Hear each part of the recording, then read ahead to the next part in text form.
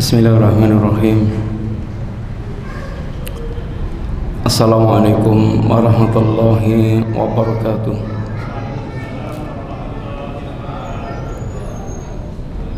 Innal hamdalillah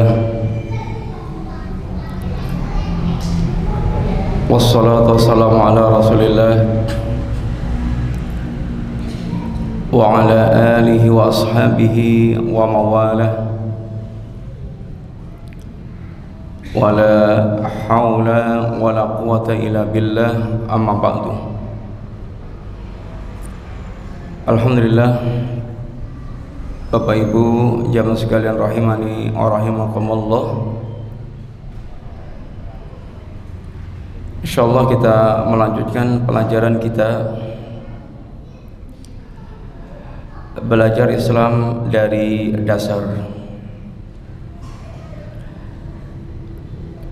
Belajar Islam dari dasar sebagaimana Nabi atau Allah tamsilkan Islam dengan syajaratun thayyibah, pohon yang baik.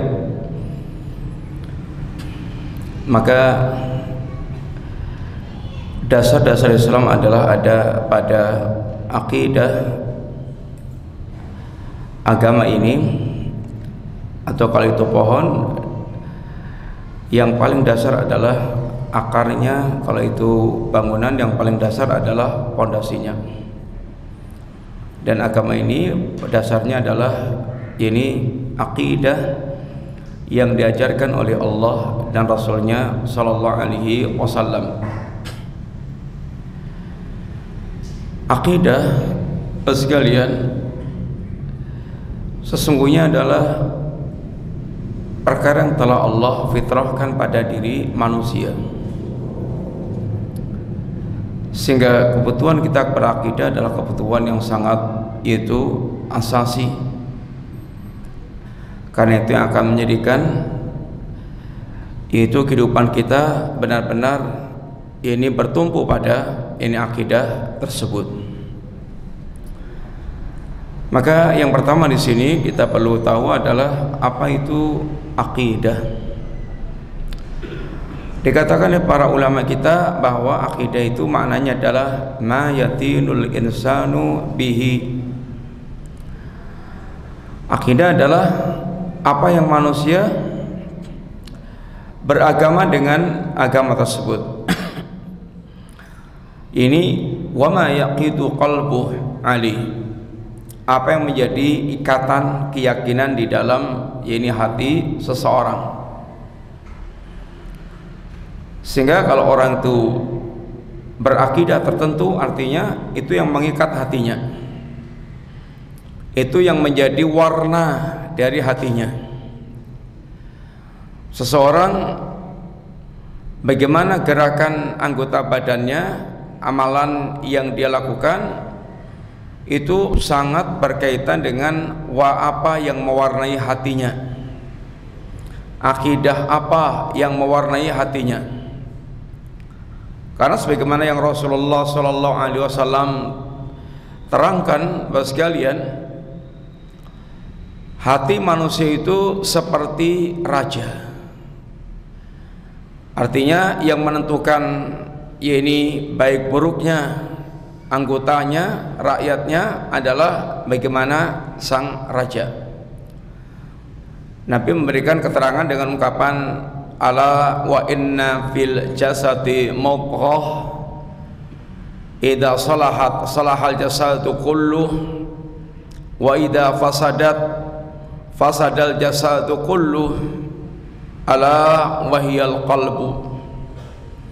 Ketahuilah bahwa dalam jasad seseorang itu ada sekerat daging. Kalau sekerat daging ini baik, maka akan baik seluruh tubuh kita. Kalau sekerat daging itu rusak, maka akan rusak pula seluruh tubuh kita. Ala wahiyal qalbu, ketahuilah sekerat daging itu adalah al-qalbu, yang maknanya diantaranya yang adalah jantung. Sehingga Nabi memberikan tamsil hati dengan amal itu kayak jantung dengan anggota badan kita. Insyaallah kita semuanya tahu jantung kedudukannya dalam atau bagi anggota badan kita ini ya tentu sangat besar sekali. Jantung fungsinya untuk memompa darah. Jantungnya bagus, maka darah yang akan mengalir lancar. Kalau darahnya lancar, semua sel-sel tubuh terpenuhi oleh darah, dan darah itu yang membawa zat-zat makanan, maka akan sehat. Insyaallah akan sehat. Maka orang bilang yaitu senam jantung, biar jantungnya sehat, biar sehat pula semua anggota badan kita. Tapi kalau jantungnya ada masalah, apa klepnya atau ada kerusakan-kerusakan di jantung sehingga berdampak pada pompa darah yang melemah, atau bahkan kalau jantungnya itu sampai kemudian mandek grek, ya sudah selesai hidupnya, wassalam, tamat. Hati kita dengan amal sesungguhnya lebih mutlak dibandingkan dengan jantung tersebut. Hati baik, amalnya baik, itu pasti. Hatinya rusak, pasti amalnya ini rusak. Sehingga yang mewarnai tampilan amal anggota badan kita ini adalah tergantung bagaimana hati kita. Dan yang menghiasnya itu adalah ada akidah yang lurus, ada akidah yang buruk. Kalau akidahnya lurus, maka dia akan betul-betul akidahnya itu tercermin dalam anggota perbuatannya. Lisannya akan bagus, gerakan matanya akan baik, kemudian anggota badannya akan melakukan hal yang baik. Tapi kalau akidahnya rusak, maka rusak pula pemikirannya, rusak pula perbuatannya. Maka ada orang yang mereka dengan dosa itu sangat antipati, sangat ketakutan. Kenapa sih? Karena ada sesuatu yang tertanam di dalam hatinya yang memandang dosa itu adalah kerusakan yang akan merusak kehidupan manusia, sesuatu yang akan mengantarkan manusia pada kehancuran. Maka dia berusaha untuk menjauh sejauh-jauhnya. Tapi ada orang yang mereka dengan dosa itu lep, enggak ada urusan dengan dosa, yang penting bersyahwat, yang penting ada kesempatan mau, maka semuanya bisa dilakukan tanpa ada penghalang apapun. Artinya hatinya aman-aman aja. Ya karena akidahnya dalam hatinya seperti itu.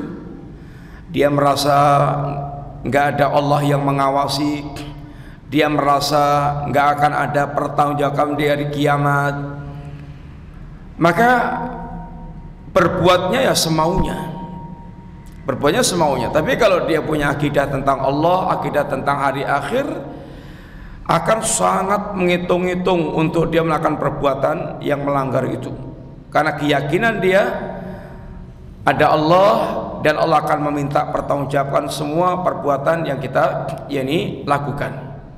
Makanya akidah itu yang akan mewarnai kehidupan seorang. Ya, yang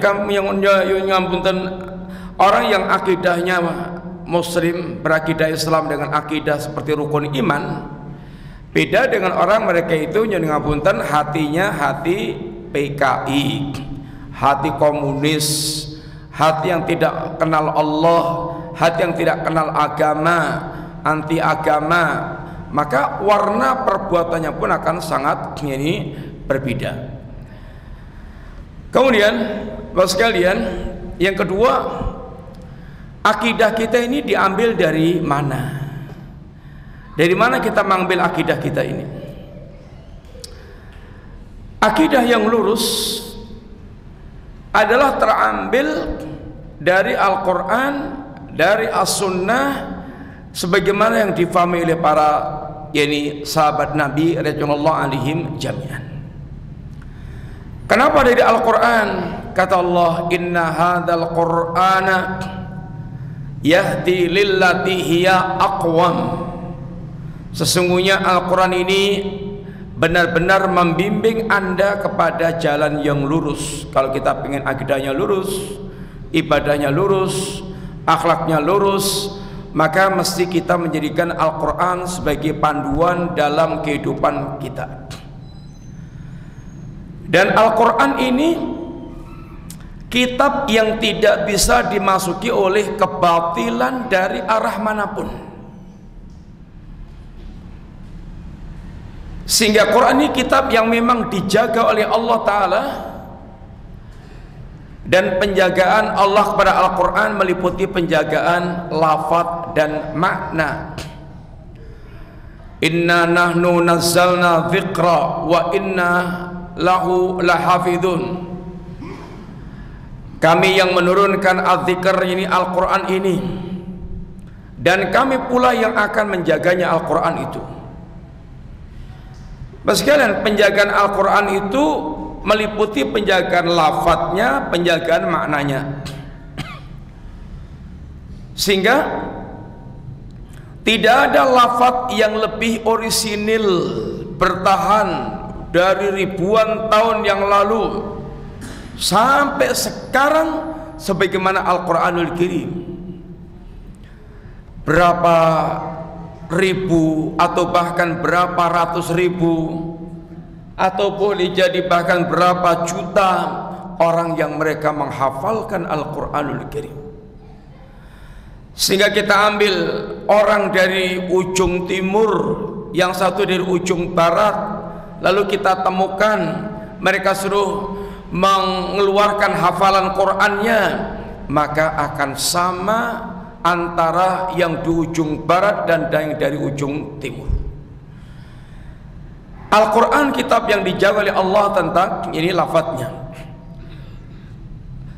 Enggak ada orang yang mereka berusaha untuk menyusupkan lafadz yang batil dalam Al-Quran, pasti sekejap langsung ketahuan, artinya dalam waktu yang singkat akan ketahuan, pasti.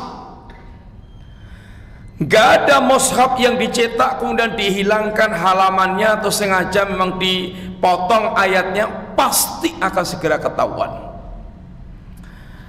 Ini semuanya berkaitan dengan janji Allah, penjagaan Allah terhadap lafaz Al-Quranul Karim.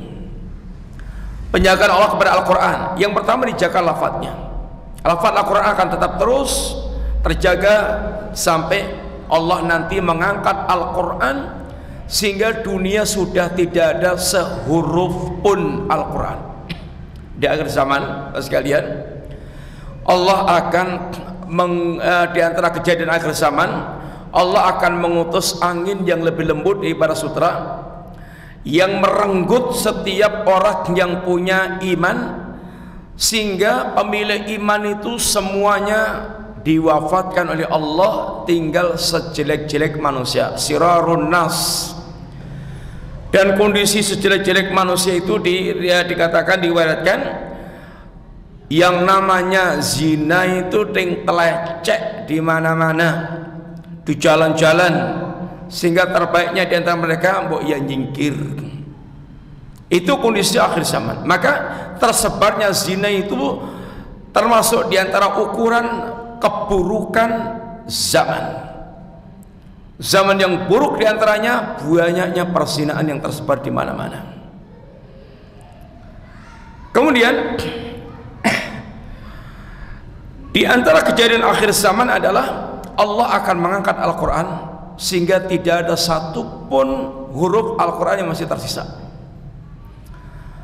La taqumu sa'ah hatta la yuqalu Allah Allah, la ilaha illallah. Sehingga tidak akan terjadi hari kiamat, kata Nabi, sampai tidak lagi ada orang yang mengucapkan kalimat Allah Allah. Ini la ilaha illallah. Semua orang yang beriman telah dimatikan Allah Subhanahu wa taala. Al-Quran diangkat oleh Allah Subhanahu wa taala. Ka'bah, akan ada orang yang mereka datang kemudian menghancurkan Ka'bah sehingga Ka'bah sudah runtuh, diruntuhkan, hancur. Maka ketika ini sudah terjadi, kiamat pun kemudian Allah tegakkan. Al-Quran akan dijaga Allah Ta'ala sampai akhir zaman. Penjagaan Allah meliputi lafaz dan makna. lafaz dan makna. Adapun di antara hadis Nabi yang menunjukkan Allah menjaga makna Al-Quran, yahmilu hadzal ilma min kulli khalafin uduluh, Allah akan mengemban ilmu warisan Rasulullah sallallahu alaihi wasallam ini di setiap zaman. Akan Allah lahirkan ulama-ulama yang mereka memanggul ilmu warisan Nabi ini. Apa yang menjadi pekerjaan para ulama ini? Yanfuna anhu tahrifal ghalin wa intihalal mubtilin wa ta'wilal jahilin. Para ulama ini tugasnya adalah selain bayanul haq, yaitu menjelaskan hakikat kebenaran kepada manusia, para ulama ini adalah raddul batil, melakukan bantahan-bantahan, penolakan, bantahan kepada kebatilan. Maka tidak ada sebuah kebatilan yang dimunculkan untuk disusupkan ke dalam agama kecuali pasti akan ketahuan, yaitu yanfuna anhu tahrifal ghalin. Para ulama mereka akan melakukan penolakan, yaitu akan melakukan penolakan terhadap setiap modelnya orang-orang yang ekstrim dalam beragama. Ulama akan meluruskan dan akan melakukan bantahan penolakan kepada orang mereka berusaha untuk tampil ekstrim dalam beragama. Nah sekalian, di antara penyimpangan dalam agama itu adalah sikap ghulu, sikap ekstrim. Ekstrim gulu dalam perkara akidah, gulu dalam perkara ibadah, gulu dalam perkara muamalah. Ada gulunya semuanya. Gulu dalam perkara akidah umpamanya seperti gulunya orang-orang Khawarij yang sampai pengkafirannya mengkafirkan Ali bin Abi Thalib. Nggak tanggung-tanggung, yang dikafirkan itu adalah orang sekelas sahabat Ali bin Abi Thalib, yang notabene-nya Ali itu adalah sepupu Nabi, anak atau orang pertama yang masuk Islam dari kalangan anak-anak, kemudian menantu Nabi, khalifah Nabi, orang yang secara takyin Nabi mengatakan Ali itu yuhibbullah wa rasuluh wa yuhibbullah wa rasulah. Allah dan Rasulnya mencintai Ali, demikian pula Ali mencintai Allah dan Rasulnya, alias ahlul jannah. Tapi bagaimana Khawarij dengan gampang mengkafirkan Ali dengan ayat wa man lam yahkum bima anzalallahu faulaika humul kafirun. Barang siapa yang tidak berhukum dengan hukum Allah maka dia kafir. Ali dituduh tidak berhukum dengan hukum Allah karena dalam mewujudkan perdamaian dengan Muawiyah, Ali mengutus hakim, ini Abu Musa al-Asy'ari, kemudian Muawiyah mengutus hakim Amr ibn al-As, kemudian mencapai kesepakatan. Maka Khawarij keluar dari pemerintahan Ali dengan alasan Ali telah berhukum dan hukum manusia bukan dengan hukum Allah, lalu dikafirkan dengan ayat tadi. Kebodohan Khawarij telah dihadapi oleh Ibnu Abbas dengan dialog yang membongkar dan menyingkap kebodohan orang-orang Khawarij ekstrim, sehingga keluar dari ini sunnah Rasulullah SAW, keluar dari ajaran Nabi SAW. Di antara ekstrem pula, Bapak sekalian, ekstremnya Syiah Rafidhah yang di satu sisi menjadikan Ali bahkan sampai pada tingkat nyembah Ali. Maka Ali bakar hidup-hidup, hukuman Ali kepada mereka dibakar hidup-hidup oleh Ali. Di zaman Ali sudah mereka lakukan penyembahan kepada Ali, dan ini yang dibakar hidup-hidup oleh Ali. Kemudian sikap-sikap ekstrim kepada ini Hasan Husain umpamanya, dan ekstrim mengkafirkan para sahabat Nabi. Bahkan yang paling rusaknya sahabat adalah Abu Bakar As-Siddiq dan Umar bin Khattab, yang digelari dengan sanamai Quraisy, berhalanya Quraisy, tauhidnya umat ini, dan dibuatkan doa laknat untuk Abu Bakar dan Umar. Semakin banyak melaknat semakin utama. Ini adalah hulu, sikap hulu yang merusak agama. Tidak ada sikap-sikap hulu seperti ini kecuali pasti akan tampil ulama yang membongkar, menolak dan meluruskan perbuatan mereka. Sebagaimana hulunya sebagian orang-orang sufi yang datang ke kuburan, bukan mendoakan ahlul kubur, bahkan datang untuk duduk, bahkan sujud dan minta-minta kepada ahlul kubur. Tenan enggak Ustadz, gitu-gitu itu. Kalau soal gitu itu Pak, di zaman kita itu YouTube itu jadi saksi. Tinggal klik akan didapatkan ya ini bagaimana ada muslim pecinan, sarungan, kokonan, bukan hanya datang ke kuburan untuk ziarah mendoakan, tapi bahkan datang untuk beribadah sampai sujud-sujud, sampai minta-minta. Yang dikira kalau orang bicara gini ini, alah itu kan hanya itu provokasi aja. Ya udah, lihat sendiri aja. Itu kenyataan yang ada di tengah-tengah muslimin. Tidaklah muncul cara-cara ekstrem dalam beragama seperti itu kecuali pasti akan dibongkar oleh para ulama. Wa ta'wi wa intihalal mubtilin. Dan ulama akan membongkar kebatilan yang akan disusupkan oleh ahlul batil, kepalsuan yang akan disusupkan oleh batil. Bapak sekalian, sejarah menjadi saksi bahwa banyak orang-orang zindiq yang mereka membuat ribuan riwayat palsu. Maka bagaimana perjuangan para ulama kemudian memisahkan riwayat-riwayat tersebut sehingga akan yaitu terkelompokkan mana yang sahih, mana yang dhaif, mana yang maudhu, yang palsu. Sehingga Bapak sekalian, di zaman kita ini nggak cukup orang bilang hadisnya sahih atau dhaif atau palsu. Karena banyak riwayat palsu yang bertebaran, yang sengaja membuat riwayat palsu. Ada yang membuat riwayat palsu berkaitan karena fanatikus madzhab, sehingga bagaimana menghujat Imam Syafi'i umpamanya. Di satu sisi bagaimana itu memuji yang sangat ekstrim karena Imam Malik. Ini semuanya tersebar di dalam ini pembicaraan riwayat hadis. Dan para ulama telah berjuang sepenuh tenaga sehingga terpisahkan riwayat-riwayat tersebut. Bapak sekalian, ini termasuk bagian penjagaan Allah Subhanahu wa taala.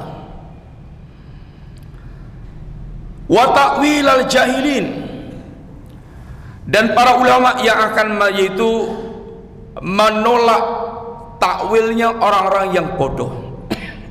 Bapak sekalian, tidak kita pungkiri berapa banyak orang yang mereka sesungguhnya nggak paham agama, kacau balau agamanya, tapi bicara agama sehingga membuat penjelasan agama itu jadi nggak karuan bentuknya, semrawut, maut. Ini yang dikatakan oleh Nabi Sallam, mereka para juhal, ru'asan juhalan, wa idza su'ilu fa'tau bi ghairi ilmin fadhalu wa'dhal. Tampilnya pemimpin-pemimpin yang bodoh tentang agama, ketika ditanya berfatwa ngawur tanpa ilmu sehingga sesat dan menyesatkan. Dan alangkah sangat banyaknya di zaman kita. apalagi zaman ini internet, zaman medsos, orang bisa ngomong semaunya, sehingga agama ini ditampilkan dalam keadaan rusak-rusakan. Sekalian, Allah Subhanahu wa taala senantiasa menampilkan ulama di setiap zaman yang akan betul-betul senantiasa menjadi penjaga-penjaga agama Allah dalam kemurniannya dan keterjagaannya. Maka terkadang ulama-ulama yang mereka betul-betul bayanul haq, menjelaskan hakikat kebenaran, dan waraddul batil, membantah kebatilan, itu musuhnya banyak musuh yang mereka betul-betul berusaha untuk menyengsarakan atau berusaha untuk menghabisi ulama yang model seperti ini. Contoh yang paling gampang adalah diantaranya Syekhul Islam Ibnu Taimiyah. Beliau bayanul haq, menjelaskan kebenaran, kemudian waraddul batil, membantah Syiah, membantah Sufi Kuburi, membantah ahlul kalam, membantah ini para orang yang mereka beristighosah. Banyak yang merasa mereka kemudian yaitu terbongkar kebatilannya oleh Syekhul Islam ini, maka musuhnya sangat banyak. Apalagi kalau musuhnya itu sedang dekat dengan kekuasaan, akan menjadi penjilat berat untuk menghancurkan yang dianggap lawannya. Maka Syekhul Islam difatwakan oleh para ulama yang sedang dekat dengan penguasa ini untuk ditangkap atau diusir atau bunuh. Maka Syekhul Islam punya ungkapan, ma yaf'aluna a'da'i, apa sih yang diinginkan oleh para musuh-musuhku itu? Inna jannati fi sadri, surgaku itu ada di dadaku. Mereka pengennya menangkap, dipenjara biar sengsara, diusir dari negerinya biar sengsara kelunto-lunto, atau dibunuh agar sudah habis riwayatnya. Kata Syekhul Islam, apa sih yang diinginkan para musuh-musuhku itu? Surgaku itu ada di dadaku, akan terus ikut beliau. Wa in qataluni faqatli syahadah, wa in taraduni fatardi siyahah, wa in habasuni fahabsi khulwah. Kata beliau, kalau mereka berhasil membunuhku, dalam kata terbunuhku syahid. Dan ini cita-cita setiap muslim. Bagaimana bisa mati syahid? Mati dalam keadaan dia fisabilillah, li'la li kalimatillah, mati di jalan Allah dalam rangka meninggikan kalimat Allah Subhanahu wa taala. Kalau mereka berhasil mengusirku, dalam kata usiranku rihlah, ini plesir, refreshing, nyaman. Wa in habasuni fahabsi khulwah. Kalau mereka berhasil untuk menangkapku lalu memenjarakanku, dalam keterpenjaraanku adalah khalwatku, menyendiriku aku dengan sang kekasih yaitu Allah Ta'ala. Nyaman semuanya. Maka beliau merasakan bagaimana kehidupan beliau menjadi jannatud dunia, surganya dunia. Sekalian, Imam Ahmad di zaman beliau bagaimana harus menanggung derita karena mempertahankan akidah Quran kalamullah bukan makhluk di zaman kekuasaan Mu'tazilah. Dan beliau ditangkap di penjara itu bukan hanya sepekan dua pekan, bukan hanya sebulan dua bulan, sampai 3 generasi khalifah, 3 generasi penguasa di zaman itu. Lama. Tapi Masya Allah, para ulama ini seperti yang dikatakan Syekhul Islam, bahwa ahlu sunnah itu a'lamun nasi bil haqqi wa arhamun nasi lil khalqi. Para ulama ahlu sunnah seperti ini itu orang yang paling tahu tentang kebenaran, tapi paling sayang kepada manusia. Paling sayang kepada manusia. Contoh yang kita ambil ada dua tadi aja lah, Syekhul Islam, Imam Ahmad. Syekhul Islam itu kalau memang menjelaskan kebenaran, ia akan dijelaskan segamblang-gamblangnya, termasuk ketika membongkar kebatilan akan dibongkar yaitu segamblang-gamblangnya sehingga jelas. Di hampir setiap zaman juga Bapak sekalian, kalau ada ulama yang berusaha untuk meluruskan kesalahan yang itu sesungguhnya merupakan bagian nahi mungkar, itu dianggap oleh orang yang mereka kena penyakit ta'assub, itu dianggapnya itu merendahkan dan melecehkan. Dianggapnya merendahkan dan melecehkan. Padahal ini dalam rangka penjagaan terhadap agama, jangan sampai agama dirusak, dicapek-capek, dirusak, agar tetap dalam keadaan agama tetap dalam keadaan ini keasliannya dan kebaikannya. Tapi terkadang orang justru menilai ini adalah penghinaan, pelecehan, mintanya suruh dibiarkan aja, sehingga nggak gaduh.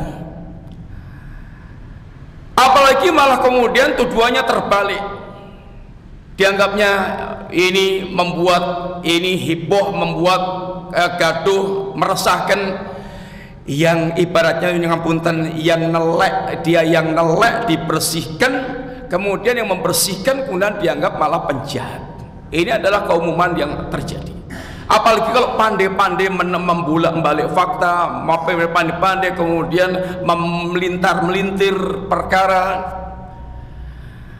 Bapak sekalian, Syekhul Islam di zaman Ibnu Qalawun, Sultan Ibnu Qalawun, ulama yang mengitari Sultan Ibnu Qalawun itu ulama penjilat. Dia fatwakan suruh membunuh, oleh Syekhul Islam ditangkap di penjara. Oleh Ibnu Qalawun, Syekhul Islam ditangkap di penjara. Kemudian satu saat ternyata Ibnu Qalawun dijungkirkan atau dijungkelkan, dikudeta oleh Jasingkir. Ambruk, naiklah Jasingkir.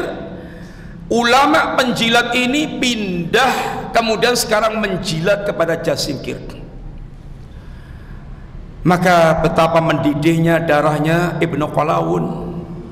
Ibnu Qalawun bertekad untuk kembali merebut dari Jasingkir. Allah takdirkan berhasil. Ulama penjilat ini kemudian ingin lagi kembali menjilat Ibnu Qalawun, enggak mau. Bahkan Ibnu Qalawun kemudian keluarkan Syekhul Islam, dan beliau membawa secari kertas yang fatwanya ulama penjilat tadi itu yang memerintahkan untuk membunuh Syekhul Islam. Syekhul Islam tahu maksudnya Ibnu Qalawun supaya Syekhul Islam berfatwa, sudah bantai aja itu, dibunuh aja itu ulama-ulama penjilat seperti itu. Tapi justru di saat itu Syekhul Islam itu punya kesempatan untuk yaitu menghancurkan lawannya, dia malah menjadi wasilah kebaikan bagi lawan ini sampai dia bisa bergabung lagi dengan Ibnu Qalawun dengan wasilah Syekhul Islam.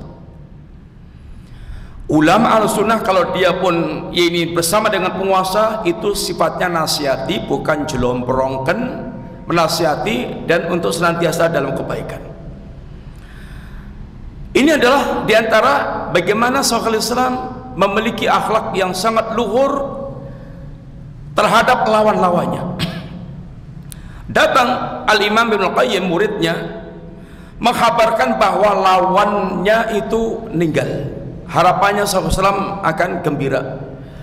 Ternyata justru ada nada kemarahan pada beliau, dan kemudian bahkan beliau yaitu ziarah ke tempat, takziah ke tempatnya, dan mengatakan pada keluarganya bahwa dirinya menawarkan diri untuk menjadi pengganti ayahnya, artinya dalam menafkahi, dalam memberikan nafkah. Itu kemuliaan seorang yaitu ulama Rabbani.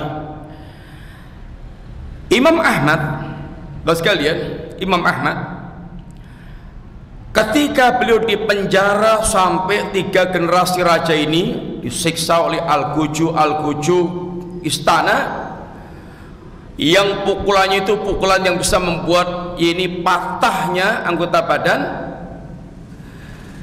Imam Ahmad tidak mau kalau harus tauriyah. Tauriyah itu membuat kalimat yang membuat selamat, yang karena difahami oleh orang yang mendengar itu lain dengan yang kita maksudkan. Contohnya kalau di zaman Imam Ahmad, ulama-ulama yang mereka itu pengen selamat dari penangkapan penguasa, itu ketika ditanya tentang Quran makhluk atau tidak makhluk, apa kata mereka diantaranya? Taurat, Injil, Zabur, Al-Quran, hadihi makhlukah. Yang makhluk itu bukan Taurat, Injil, Zabur, Qurannya, hadihi jari jemari ini loh. Tapi mereka memahaminya tadi Taurat, kemudian Taurat, Zabur, Injil, Quran makhluk. Padahal yang dimaksudkan oleh mereka ini Taurat, Injil, Zabur, Quran ini makhluk. Ya ini makhluk memang. Itu untuk menghindari yakni penangkapan penguasa. Tapi dan itu namanya tauriyah. Tapi Imam Ahmad gak mau. Karena ini adalah berkaitan dengan yakni bagaimana nanti jutaan manusia yang siap untuk menulis fatwanya Imam Ahmad. Maka beliau bertahan Quran makhluk, walaupun dipenjara sampai bertahun-tahun, sampai 3 generasi penguasa. Sehingga keteguhan Imam Ahmad ini dikenal beliau dengan sebutan imamnya Ahlus Sunnah. Sehingga bukan karena Imam Ahmad mendirikan organisasi Ahlus Sunnah tahun sekian beliau sebagai ketuanya, pendirinya, enggak. Ahlus Sunnah tidak pakai gitu-gituan, masuk itu ya tidak pakai daftar, keluar tidak pakai pamit. Karena Ahlussunnah adalah orang yang mereka berpegang teguh dengan Al-Quran, As-Sunnah, sebagaimana yang para sahabat fahami dan para sahabat ini amalkan. Orang yang seperti ini namanya Ahlussunnah. Yang tidak seperti itu maka dia keluar dari Ahlussunnah. Nggak ada yang tukang mecat dari Ahlussunnah, nggak ada yang tukang daftar masuk golongan Ahlussunnah, nggak ada. Karena berkaitan dengan praktek beragama seseorang. Bapak sekalian, Imam Ahmad ketika beliau kemudian ada kesempatan dialog dengan Ahmad bin Abi Duad, ulama kerajaan, bagaimana Imam Ahmad menyapa sang raja dengan ucapan salam, Assalamualaikum ya Amirul Mukminin. Artinya Imam Ahmad yang memiliki pendapat barang siapa mengatakan Quran, berkeyakinan Quran makhluk maka dia kafir. Imam Ahmad tidak mengkafirkan sang khalifah. Beliau tetap menyalami dan mengatakan ya Amirul Mukminin, artinya mengakui beliau sebagai Amirul Mukminin. Di sini Bapak sekalian, memang beda antara kita menjelaskan perbuatan ini perbuatan menjadikan orang kafir, perbuatan ini perbuatan menjadikan orang itu ya ini fasik. Tapi tidak setiap orang yang melakukan perbuatan itu otomatis menjadi kafir. Karena berbeda antara kita menjelaskan hakikat perbuatan dengan menghukumi seseorang. Kalau menghukumi seorang itu sangat jelimet dan ruwet, karena di sana ada surut, syarat-syarat yang harus dipenuhi, ada mawani, penghalang-penghalang yang harus disingkirkan, sehingga tidak serta-merta langsung gitu aja. Di sini Ahlussunnah tidak sembarangan, tidak serampangan, tidak gegabah. Kalau menjelaskan, iya. Hanya orang itu pahamnya. Kalau kita menjelaskan perbuatan begini ada membuat orang itu menjadi musyrik, ini perbuatan syirik. Oh berarti ustadz ini memusyrik-musyrikkan, ustadz ini mengkafir-kafirkan. Itu fitnah yang kemudian terjadi di tengah-tengah ini masyarakat. Beda antara menjelaskan hakikat perbuatan dengan menghukumi ini orang per orang pelaku perbuatan ini tersebut. Saya lihat maka dari mana akidah ini kita ambil? Ini dari Al-Quran, yang Allah mengatakan la ya'tihil batilu min baini yadayhi wa min khalfihi. Al-Quran itu kitab yang tidak bisa dimasuki kebatilan dari arah manapun, dari depan maupun belakang, karena Quran kitab yang memang betul-betul dijaga oleh Allah Subhanahu wa ta'ala. Yang kedua, akidah kita ambil dari sunnah an-nabawiyah, dari sunnahnya Rasulullah sallallahu alaihi wasallam, yang Nabi sallallahu alaihi wasallam yang Allah turunkan diantaranya dalam rangka litubayyina linnas, untuk menjelaskan kepada manusia tentang Al-Quran yang Allah turunkan, yang Nabi dikatakan Allah wa innaka latahdi ila siratal mustaqim, engkau ya Muhammad benar-benar telah membimbing manusia kepada jalan yang lurus. Sehingga akidah kita ambil dari Rasulullah SAW, karena beliaulah yang telah menuntun kita kepada jalan yang betul-betul lurus. Kemudian akidah ini pula dari Quran dan Sunnah sebagaimana yang difahami oleh para sahabat Nabi radhiyallahu anhum jami'an. Ini kunci untuk kita lurus beragama. Ya, kunci yang ketiga ini, Bapak sekalian, itu yang sering hilang dari kaum muslimin. Sebagian orang menggambarkan, kalau kita beragama itu dengan pemahaman dan pengamalan para sahabat, itu bayangannya diajak mundur 1400 tahun yang lalu, diajak untuk menjadi orang yang primitif dalam beragama. Itu pandangannya seperti itu, sehingga ketika diajak memahami agama seperti itu, dianggapnya itu diajak menjadi orang yang kolot, orang yang tidak bisa diajak maju, yang tidak bisa diajak berwawasan. Oh, sangat keliru, sangat keliru. Sahabat itu adalah generasi yang paling sempurna mewujudkan agama ini, sehingga paling baik dalam mewujudkan agama ini. Yang kebaikan agama itu kembalinya kepada dua perkara, ilmu dan amal. Artinya, kalau para sahabat dikatakan oleh Allah dengan generasi yang terbaik, itu artinya ilmunya paling baik, ilmunya paling lurus, ilmunya paling bersih, ilmunya paling jauh dari penyimpangan, amalnya juga demikian. Orang yang mereka tidak punya keyakinan seperti ini, sama dengan dia telah mendustakan pujian-pujian Allah dan Rasulnya tentang para sahabat Nabi radhiyallahu anhum jami'an. Karena Allah telah memuji para sahabat dengan pujian yang sangat banyak.